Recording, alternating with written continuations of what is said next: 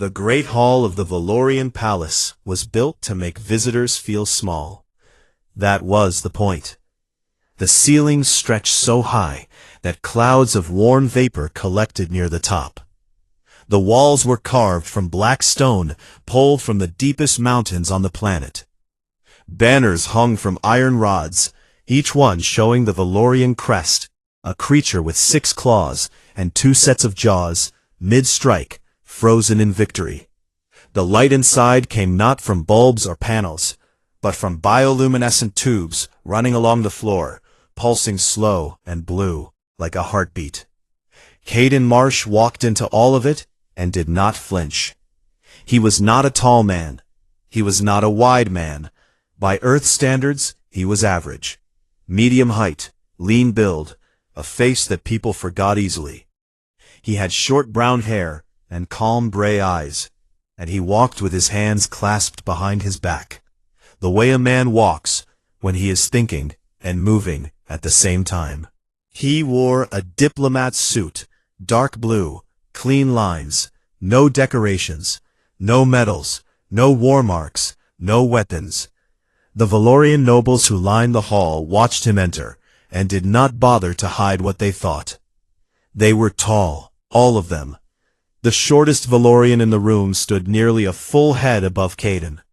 Their skin ranged from deep violet to pale silver, and it shimmered faintly, the way expensive metal shimmers under light. Their arms were thick with natural muscle that had never needed a gym. Their eyes were wide-set and gold, and they saw well in darkness, in heat, in conditions that would blind a human flat. They were warriors, every single one of them. Even the ones in fine court robes had battle scars on their necks and hands. Caden looked at them the way a man looks at an interesting rock formation. He noted the architecture first. The ceiling vents, slightly uneven, probably original construction. The floor, near the eastern wall, had a faint discoloration, which meant water access below. The banners were heavy enough to act as sound dampeners. The bioluminescent tubes pulsed at different rates in different sections, which meant the palace ran on more than one power grid. He was still cataloging when she appeared. Princess Selah Varric Thon entered from the upper platform and descended the wide stone steps like someone who had been trained since childhood to make an entrance. She was tall, even for a Valorian, nearly 7 feet. Her skin was deep indigo, and her war marks ran from her jaw down her neck and disappeared beneath the collar of her formal armor. Her eyes were gold and cold, and her expression carried the particular boredom of someone who had already decided what she thought before she walked into the room. She looked at Caden. He looked at her.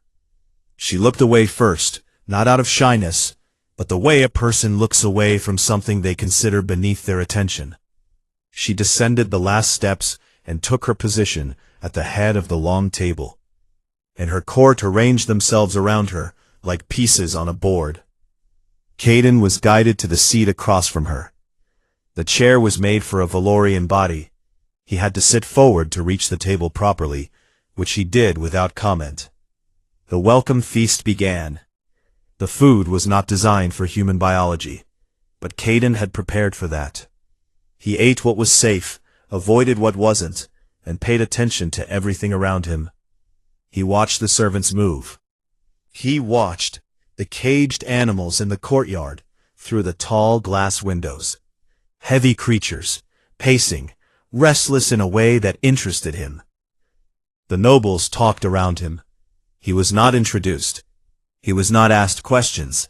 He was treated, politely and deliberately, as though he were a piece of decorative furniture that had been placed at the table by mistake.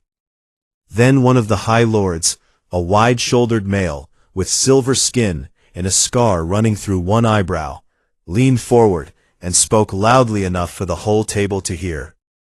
"I understand," the Lord said, "that on Earth, humans prove themselves through something called sport." He said the last word with faint amusement, the way someone says a joke before they laugh at it.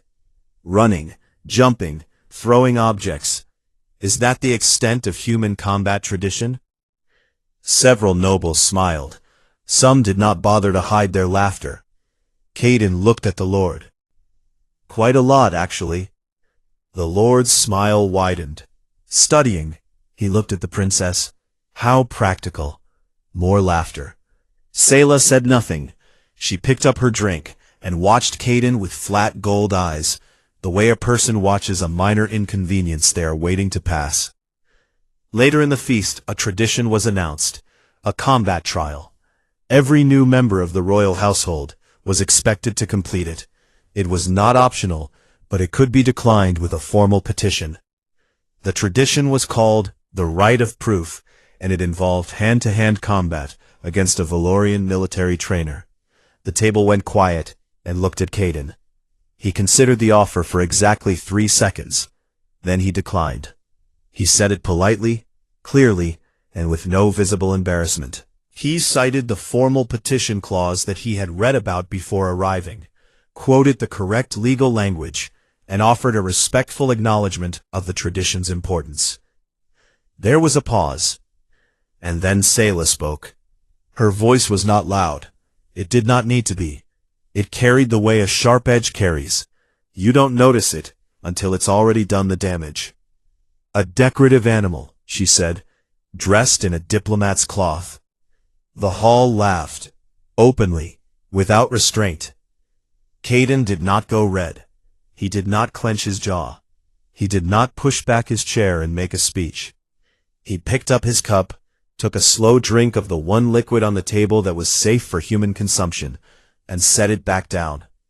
He looked at Sayla. She was already looking away. He turned his attention to the window. The caged animals were still pacing. One of them, a large quadruped with armored plating on its shoulders, kept returning to the same corner of its enclosure, again and again, pawing at the ground. Caden watched it for a long moment. Then he looked at the wall on the north side of the courtyard. There was a faint shimmer along the base where the containment grid met the stone.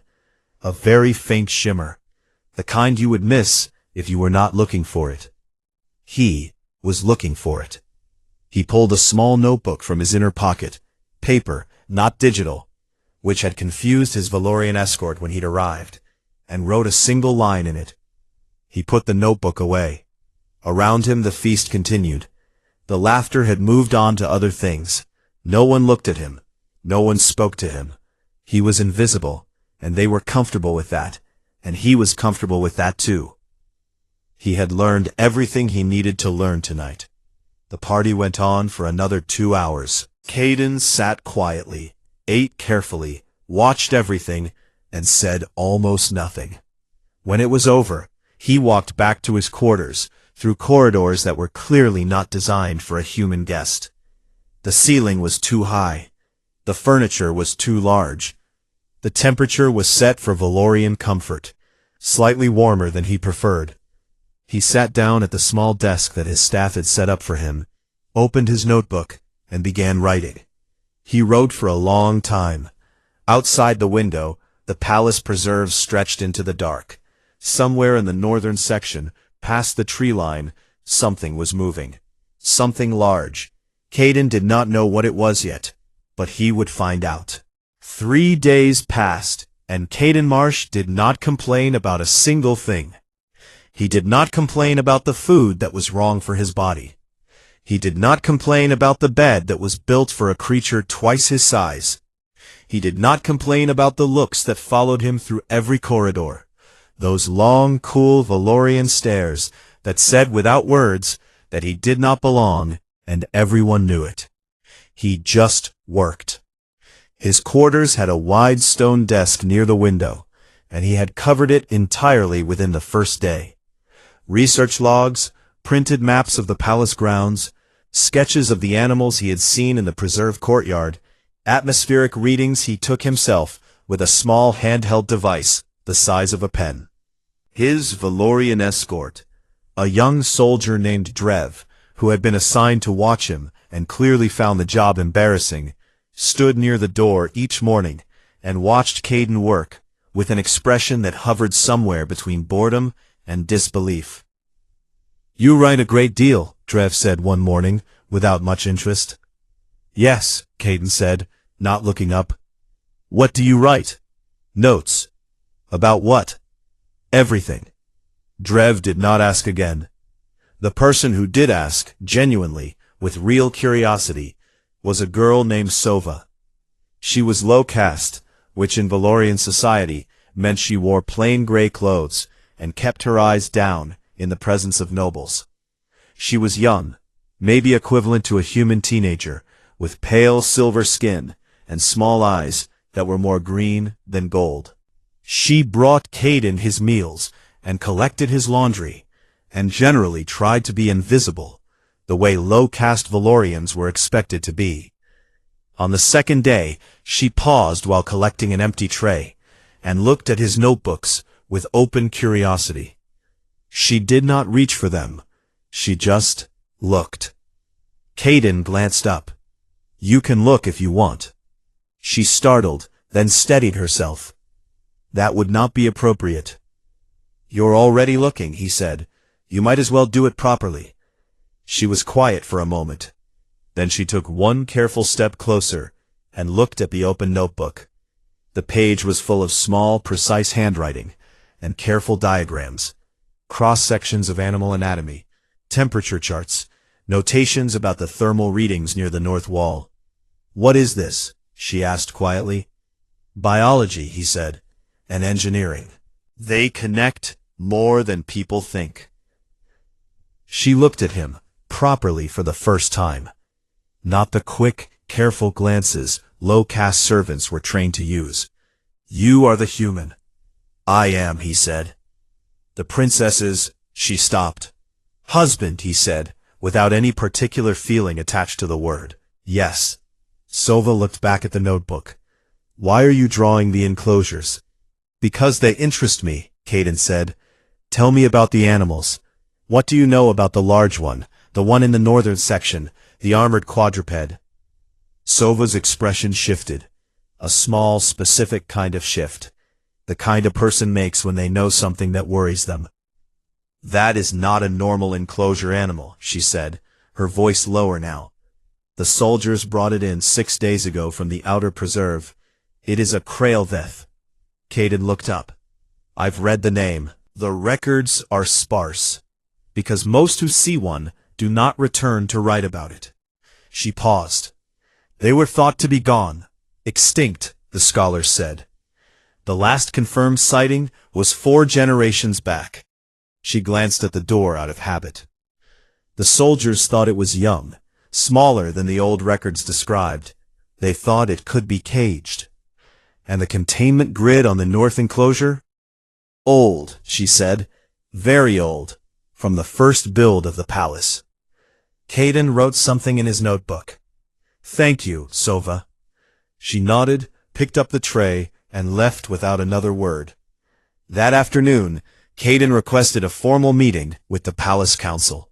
The request was granted, after a 2-hour wait, a wait that was itself a message about how much they valued his time. He stood before 5 senior council members in a room with high ceilings and low patience, and told them, calmly and specifically, that the north enclosure's containment grid had a thermal leak. He explained where it was and why it mattered. He showed them the readings he had taken himself. He explained in plain language that the grid would continue to degrade and that if the Krailveth, which was based on behavioral patterns he had observed, not young but full-grown and simply leaner than historical records described, applied sustained pressure to the northeast corner of its cage, the grid would fail. He used no dramatic language. He stated only what he had observed and what the data suggested. The council listened. They were polite about it. One of them even nodded, in the way that people nod when they have already decided not to do anything but want to seem engaged. The senior member, a wide woman with deep violet skin and heavy battle decorations on her collar, told him that the containment grid had held for 40 years, and that his readings were likely the result of equipment not calibrated for Valorian atmospheric conditions.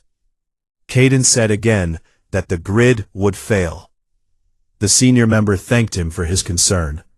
He was walked out. In the corridor outside the council room, he passed Sayla. She was heading in, surrounded by her usual group of advisors and guards, and she stopped when she saw him. "What are you doing here?" she asked. Her tone was not cruel. It was simply empty, the way a person speaks to someone they cannot imagine mattering. "I raised a concern with the council," he said, "about the north enclosure." A flicker of something. Not interest exactly, but awareness. "The beast cage?" "The containment grid is failing," he said. "I showed them the data." She looked at him for a moment. Then she looked past him, toward her waiting advisors. "My council has maintained this palace for decades. I think they can be trusted with a cage."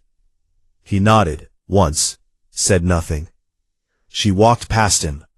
He stood in the corridor for a moment, then walked back to his quarters. That night, he sat on the floor of his room with components spread around him in a careful arrangement. Parts from his diplomatic kit, a portable atmospheric cooler his staff had packed for climate comfort, spare thermal tubing, a pressure valve from his personal emergency kit. He worked slowly, without hurrying, the way a person works when they have all the time in the world and very little of it left at the same time. He was building something. It was compact. The finished device was small enough to wear on his back like a hiking pack. It had a single nozzle at the front, a compression chamber at the center, and a timer release at the grip. It looked to anyone who might glance at it like an unusual piece of environmental equipment.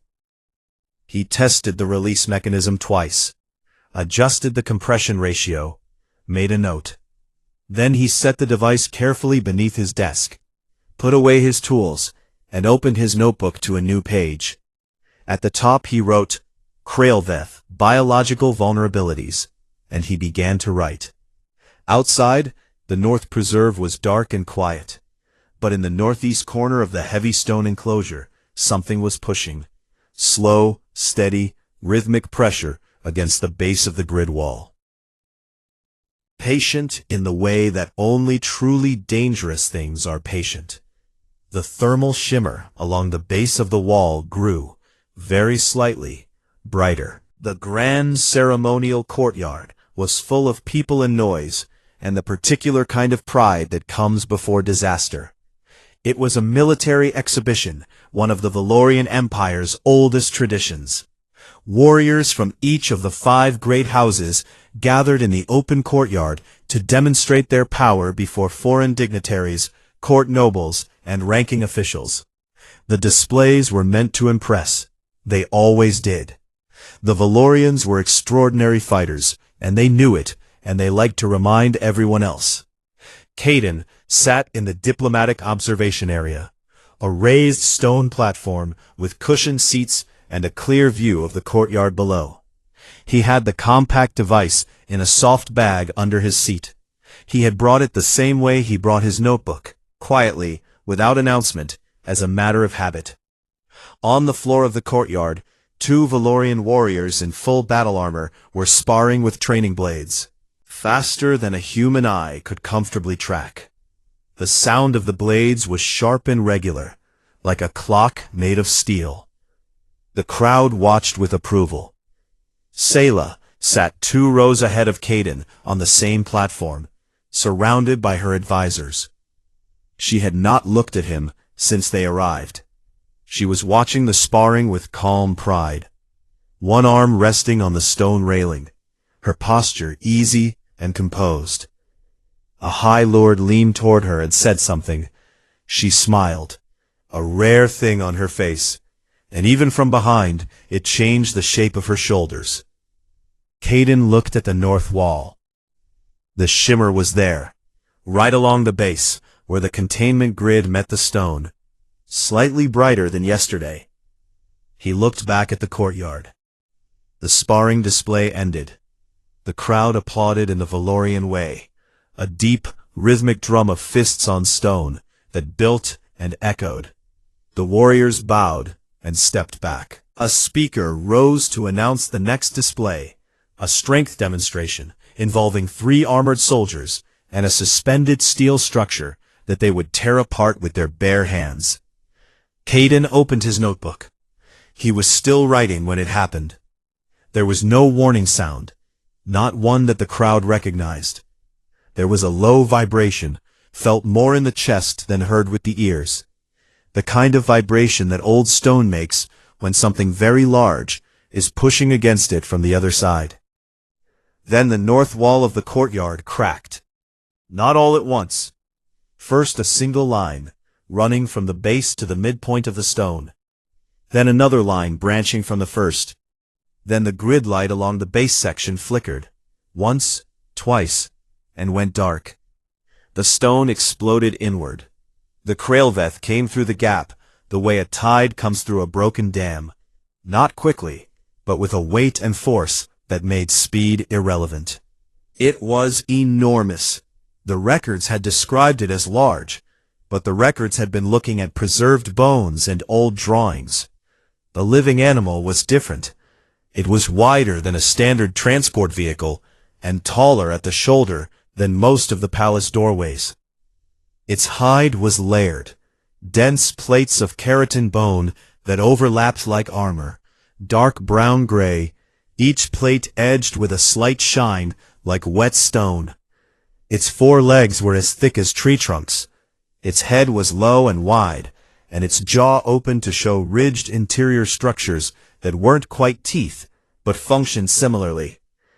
It came into the courtyard and stopped. It did not panic. It did not run. It stood and looked at the crowd with wide, heat-sensitive eyes, and the crowd looked back. For 3 full seconds, nothing moved. Then a soldier fired. A plasma bolt hit the beast square in the shoulder and scattered like light off a mirror. It turned its head toward the soldier and made a sound, low, resonant, structural, and the soldier took 3 steps back without meaning to. Then the shooting started in earnest. 6 soldiers opened fire simultaneously. Plasma bolts, energy lances, a compressed air spike launcher. The Krailveth absorbed all of it. The plates deflected direct hits. The underlayer absorbed the heat. One soldier landed a strike on an unplated section of its neck, and the beast shook its head once, like a person brushing away an insect, and moved on. The crowd broke. Nobles and dignitaries scrambled from the observation platforms and ran for the interior corridors. Servants scattered. There was shouting in 4 languages. Selah drew her blade. It was a war blade, long and heavy and built from Valorian forged steel, which was stronger than most alloys that Caden knew of.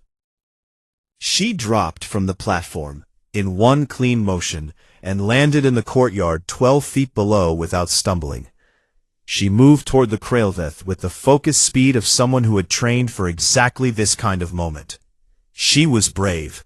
There was no question of that. She drove the blade into the gap between 2 neck plates, with both hands, and all her weight behind it. The blade found a seam, and sank 2 inches, and then the beast rolled its neck, and the blade was gone, ripped from her grip, and she was thrown sideways. She hit the stone floor hard, rolled, came back to her feet, trained reflex, nothing wasted, and looked for another approach. There was none. The soldiers had tried everything available to them. The Krailveth was turning now, tracking the heat signatures of the fleeing crowd. Its eyes fixed on the main corridor entrance, the widest gap, the highest concentration of moving bodies. It began to move toward it. "Get out of the way!" a soldier was screaming in Valorian. "Everyone move! Clear the corridor!" Selah was back on her feet, breathing hard, blood from a cut on her forearm running down to her fingers. She looked at the beast. She looked at the corridor. She reached for a secondary weapon on her hip, a short energy lance, the last thing she had. She knew it would not work. Her expression said she knew. And then she saw Caden. He had come down from the platform, not running, not crouching, not trying to hide. He walked through the scattered chairs and debris with the soft bag on his back and his notebook in his hand. And he was looking at the Krailveth with the same focused calm that he looked at everything with, like he had already read the answer somewhere and was just checking his work. "Marsh!" Her voice came out louder than she intended. "Get out! Run! Now! Go!" He did not run. He glanced at her. Which direction did it enter from? What? The north wall. Which section of the northeast corner failed first? She stared at him. The beast was 40 feet away and still moving. "The base section, the lower left. Are you?" "Thank you," he said. And then he walked toward the Craeveth. Selah Varric Thon had seen warriors face death before. She had seen it up close, the moment a soldier decides not to run, plants their feet, and meets whatever is coming with their blade up and their eyes open. She had seen bravery that was loud and bravery that was quiet, and she had long believed she knew the difference between courage and foolishness. What she was watching now, she did not have a category for. Caden Marsh walked toward the Craeveth. He did not run, he did not shout, he did not raise a weapon or make himself look big or do any of the things that the Valorian combat texts recommended when facing a megafauna predator. He walked, steadily, at a pace that seemed almost casual, and as he walked, he moved slightly to the left, angling around the edge of the courtyard, using the drifting smoke from the plasma fire to reduce his heat signature against the stone wall. Selah did not understand, yet, what he was doing. The Craeveth had stopped tracking the corridor. Something about the movement, the calm, lateral movement with no flight response, had confused it. The beast's head turned. Its wide heat eyes swept the courtyard. For a Valorian, running meant heat, meant adrenaline, meant the pumping warmth of a panicked body. Caden's body was doing none of that. His heart rate, she would learn later, had barely risen. His temperature had not spiked. To the Craeveth's heat vision, in the cooling smoke, he was dim, a quiet, cool shape, barely brighter than the stone wall behind him. He was using the smoke deliberately. The mass of fleeing nobles, radiating heat and fear, was a far stronger signal. It began to move again. Caden moved too, faster now, still quiet, cutting across the courtyard at an angle that would bring him to the beast's side. He pulled the device from the bag as he moved and held it in both hands, the nozzle forward, his thumb on the pressure release. Selah watched him and felt something she had not felt in a very long time. She was afraid, not for herself, for him. "Marsh," she said, and her voice was low now, and she did not know why she was keeping it low.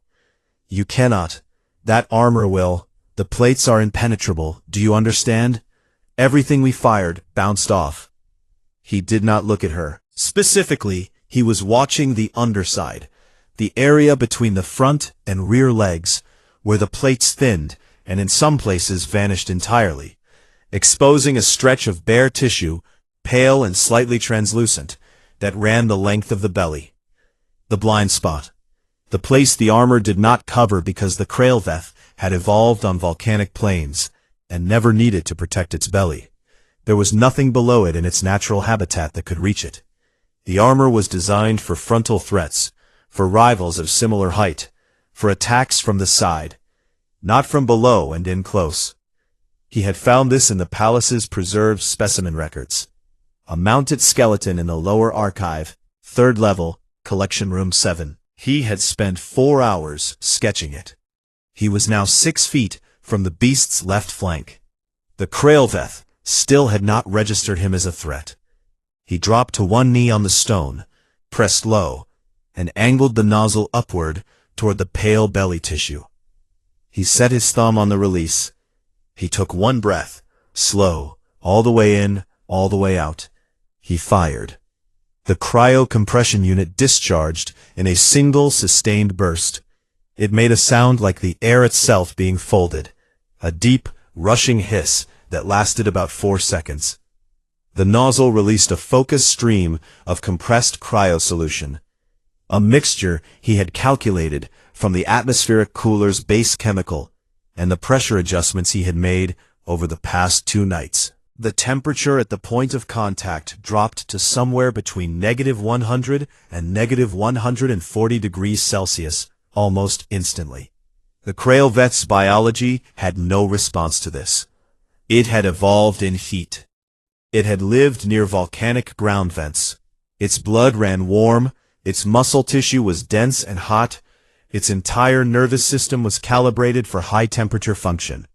Cold, real cold, applied directly to unprotected tissue, was something it had never encountered in any form. The freeze moved fast.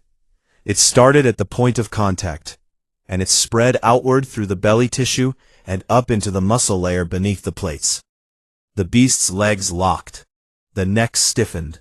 The jaw, mid-open, stopped moving. The whole massive body slowed, like watching a river freeze in fast time, and then went rigid. 11 seconds from the first discharge, the Krailveth was still, completely still. Steam rose from its body in soft curls, drifting upward in the warm courtyard air. The ice that had formed along its underside cracked faintly as it contracted, making small sounds like distant knuckles. The beast's eyes were still open, wide, gold, and frozen mid-motion, locked in the moment before it processed what was happening. It looked like a statue, a very large, very detailed statue of an ancient predator, posed mid-stride, caught forever at the edge of a charge it would never complete. Caden stood up. He checked the reading on his wrist display, a small device he wore like a watch, connected to the cryo unit, measuring output and residual temperature. He made a quiet sound of satisfaction, the same sound a person makes when a calculation they did on paper turns out correct in the real world. He patted the side of the cryo unit once. Then he turned around. The courtyard was silent. Not the temporary silence of a crowd catching its breath, the deep silence of a large group of people who have just seen something they do not have the words for yet. Soldiers stood with weapons half raised, still pointed at nothing. Selah stood 10 feet away, blade in her right hand and blood on her forearm, and she was staring at Caden with an expression that she had never worn in public in her life. It was open, unguarded, the expression of someone whose map of the world has just been redrawn without their permission. The nobles who had not yet fled were pressed against the walls, watching. Sova, the low-caste servant girl, had not run. She was standing near the corridor entrance, perfectly still, and her small green-gold eyes were very wide. Caden looked at Selah. He said in a voice that carried easily in the silence, "The thermal leak, I did mention it." He said it without cruelty, without triumph, without any of the performance that the moment seemed to demand. He said it the way a person states a fact they are not especially proud of. Just a thing that is true, offered to the room without decoration. Selah's jaw moved once. No words came out. He stepped past her and crouched near the base of the broken north wall, pulling out his notebook. He began writing. Damage assessment, he would say later, if anyone asked. He was recording the failure point, the spread of the crack, the behavior of the grid system in its final stages. The steam kept rising from the frozen beast. Around him, the courtyard began, slowly, cautiously, to come back to life. A soldier spoke into a comm unit. A medic appeared from a side corridor. 2 nobles near the wall looked at each other, and looked at the frozen Krailveth, and looked at the lean, quiet human crouching by the wall with a paper notebook, writing. No one laughed. No one called him a decorative animal. No one said a single word about weakness. The silence stretched long and wide, and Caden wrote in it, and the frozen beast stood at the center of the courtyard, like a monument to the very specific mistake of deciding too early what a thing is capable of. The frozen Krailveth stood in the courtyard for 3 days before the palace engineers figured out how to safely move it. During those 3 days, something changed. It was not a loud change. It was not announced or declared, or written into any official record. It moved the way temperature moves through a room when a window is opened, gradually and then all at once, until the whole space feels different, and you cannot point to the exact moment it happened. On the first day after the incident, Caden was sitting at his desk when a knock came at his door. He opened it to find one of the palace's senior war scholars, a gray-skinned elder with deep-set gold eyes and heavy decorations on his collar. The scholar held a data tablet in both hands, and he held it the way people hold things they feel slightly embarrassed about carrying.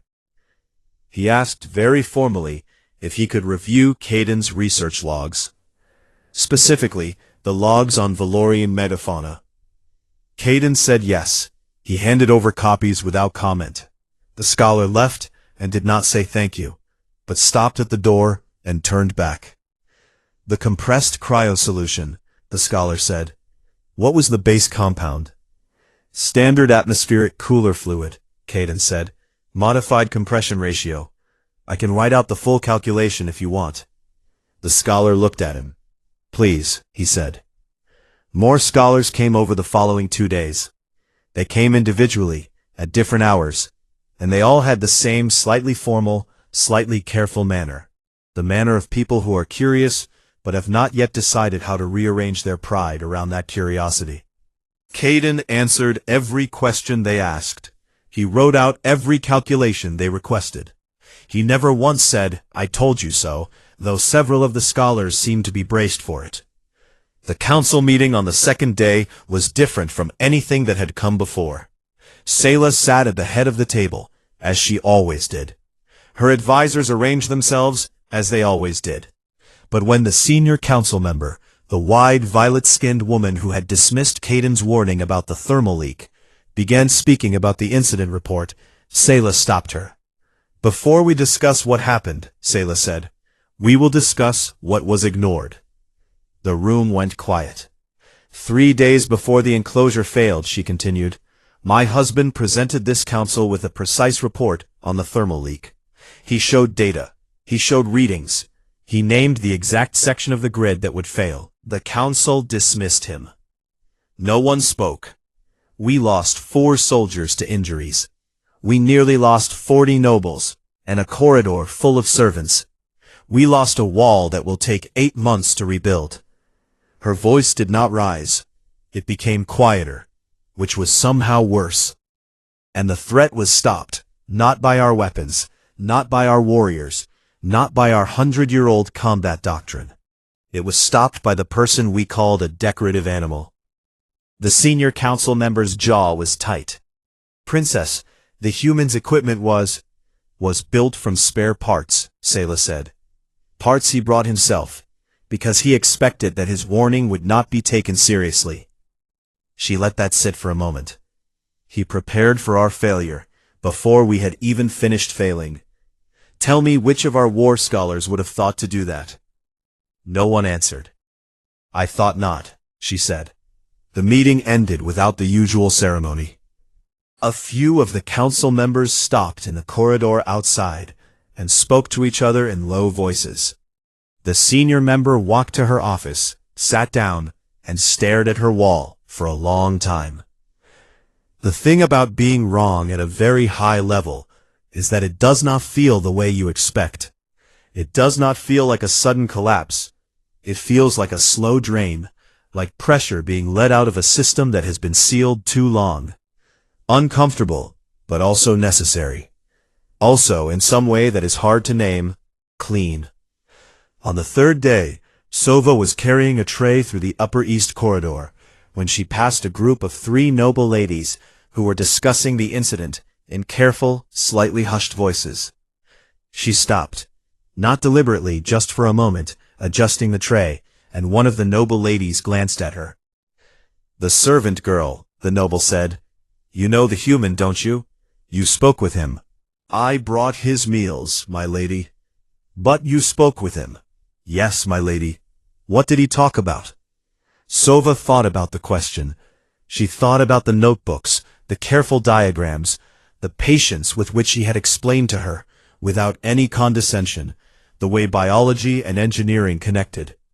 She thought about the morning he had looked up from his work and said, without being asked, that she asked better questions than most of the scholars he had worked with on Earth. He asked about the animals, she said. He wanted to know what I knew. The noble ladies looked at each other. One of them nodded, slowly, as if something had been confirmed. Sova walked on. That evening she passed Caden in the lower archive. He was there again, in Collection Room 7, sitting cross-legged on the floor, in front of the mounted Krailveth skeleton, with his notebook open. She stopped in the doorway. "Are you still studying it?" she asked. "I'm studying 3 others," he said, without looking up. "There are 3 more enclosure sections with potential grid weaknesses. Different locations, different risk levels." He turned a page. "Someone should note them." She looked at him for a long moment. Then she bowed. Not the quick, automatic bow of a servant acknowledging a superior. A real bow, slow, deliberate, the kind the Valorians reserved for people they genuinely respected. Caden looked up, saw it, and looked faintly uncomfortable, which made it mean more. "Thank you, Sova." She nodded back and left him to his work. The last thing that happened that evening took place on a high balcony on the eastern face of the palace, where the view opened out over the preserve and the distant ridgeline, and the stars above the Valorian sky were thick and blue-white and very far away. Sayla found Caden there. He was already sitting when she arrived, not standing at the railing the way a dramatic person would stand, but sitting cross-legged on the stone floor with his notebook on his knee, writing by the light of the palace's upper bioluminescent strips. He looked up when he heard her, then looked back at his notebook. She sat down beside him, not in a chair, on the stone, a few feet away, which was something she had never done in a public-facing space in her life. It felt strange. She stayed anyway. For a time, neither of them spoke. The preserve below was dark and quiet. The distant trees moved slightly in a warm wind. The sky above was enormous.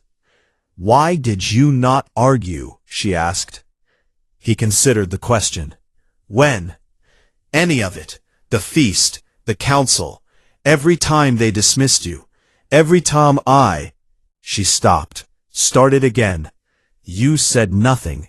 You did not defend yourself." "I was busy," he said. "That is not an answer." He was quiet for a moment, looking out at the sky. Then he said, "The universe does not care what anyone believes about me. It only cares what I do." He paused. Arguing would have taken time I needed for other things. She thought about that. "What are you writing now?" she asked. "Notes on 3 other enclosure weaknesses," he said. "Different sections. I thought someone should document them." She looked at him. He was already looking back at his notebook. His handwriting was small and very neat. The page was nearly full. Then she said, "Show me." He looked up.